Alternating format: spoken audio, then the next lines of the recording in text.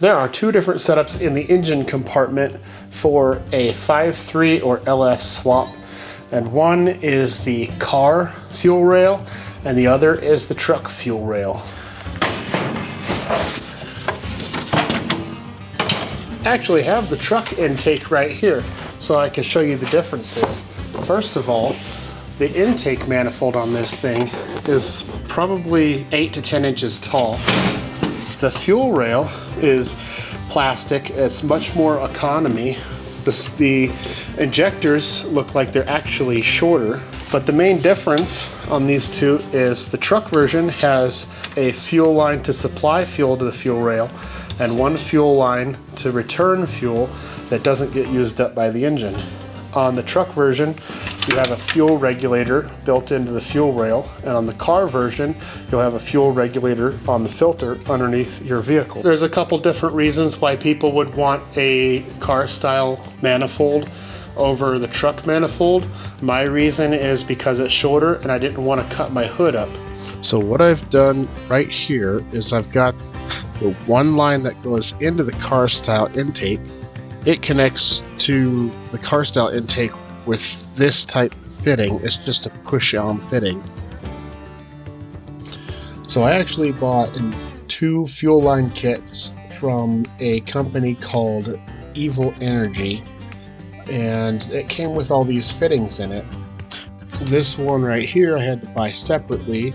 It's for those push-on fittings that I was talking about earlier, and you would need one of two sizes or possibly both sizes to use this on an LS swap, or just to replace fuel lines with AN style fuel lines. They come with these little plastic clips, which I believe you can order more of these. So before you can put this aftermarket fitting onto that push-on style fuel rail, you've got to remove the factory fitting from the fuel rail. One nice thing about using and building AN lines is that you can get rid of your old fuel lines, and especially if the old fuel lines are damaged, building an AN line, if you shop around, can actually be cheaper and more efficient and more durable than the factory lines that you put on there. So before you can actually put your new aftermarket fuel line on, you've got to take this factory fuel fitting off. And in order to do that, you've got to get yourself a fuel line removal tool, or really get creative with a pocket screwdriver. Once you have your set of tools, you just got to find the right one that fits, and you put some pressure. That will release those little pins, and then that fuel line will just pull right out of there. You can see those little pins or clips inside this fitting, and notice how the tool slides into the fitting and spreads those clips apart on all four sides. You can tell how this job would be really difficult with a little screwdriver. And yes, I am wearing sweatpants underneath my cargo shorts because I love my cargo shorts, and they have like 14 pockets. So once you have the aftermarket push-on style fittings on your fuel rail, it becomes a lot easier because all the other fittings actually just screw onto this one. So with a couple of wrenches, you can remove your fuel lines whenever you want without having to actually take the push-on fitting off the fuel rail. And so if you do it this way, you'll never have to get another plastic clip unless the seals go out and you break it. If you are going to be using your stock fuel tank, you can get one of these fittings, which is a barb on one end and an AN6 or whatever size you like on the other. So you'd put your fuel hose on the barb side and a hose clamp, and then you just screw in your AN size hose, whatever that you want on the other end. And there you've adapted your AN fuel lines to your stock fuel system. They also sell the barbs in different sizes as well. You just have to go on your favorite online marketplace and search for those sizes in AN fittings, and you'll find them. I'll actually be using this RCI fuel tank that I got for Christmas a year ago, and so I can just put my AN line straight to this if I get the correct fittings to go through this fuel sender. Right now I just have a -6 and a -8.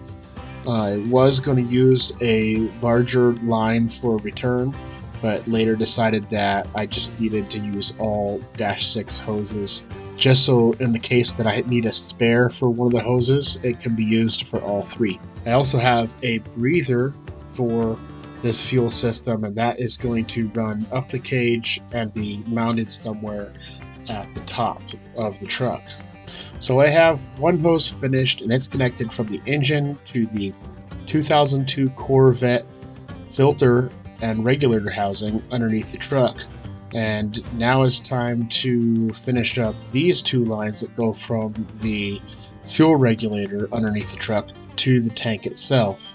So here's that fuel line that comes down from the engine along the left-hand side of the frame. It's going to get tied in later when I do the brakes, so I could tie all the brakes and the fuel lines together. It runs over the cross member, and it'll get also secured to the side of the frame right here.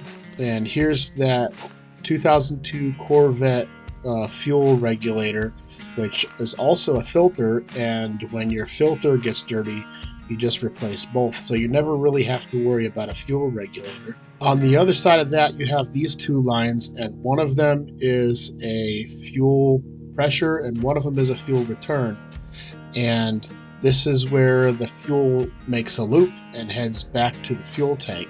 You can see I have a straight AN fitting there, and then on the other side I have two push connect fittings like I have at the engine, and those are two different sizes, and I forget which sizes they were. I'm going to secure these two hoses to the bottom of the truck right there at the cab, and then one right on my fuel tank right here. And then from there they can go up into the bed and they can get mounted straight to that fuel return. Now it's time to cut those last two hoses and put the ends on.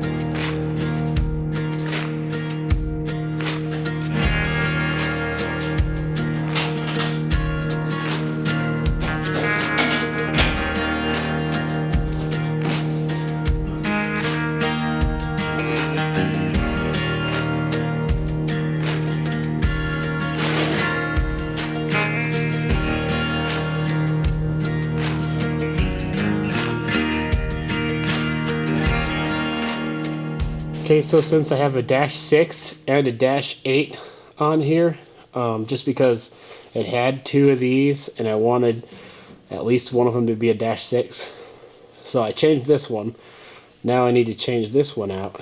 I had thought that I ordered another one of these, but apparently it ended up being something else. For now I can just hook up the supply line, and then the return will go right here. And then if I forget to order that bulkhead fitting for -6 and I need to start this for any reason, I could just zip tie that into there. It'll just return in through the cap. Unfortunately, I can't finish the fuel system 100% because I need that one fitting. I'm holding off on securing the fuel line that goes up to the engine because I'll be securing that to the frame rail with the brake lines that I install later. If you're running the truck style intake on your project, you'll probably just run 2 lines from your system in the back to the fuel rail in the front. I think this turned out pretty well. I'm trying really hard to make these videos fun and not boring, so if you like these videos, please subscribe and hit that notification bell. Where did I put it? Where is it? Where did I put that thing? Where is it? Ah, here it is. It's 100% not perfect, but I like it.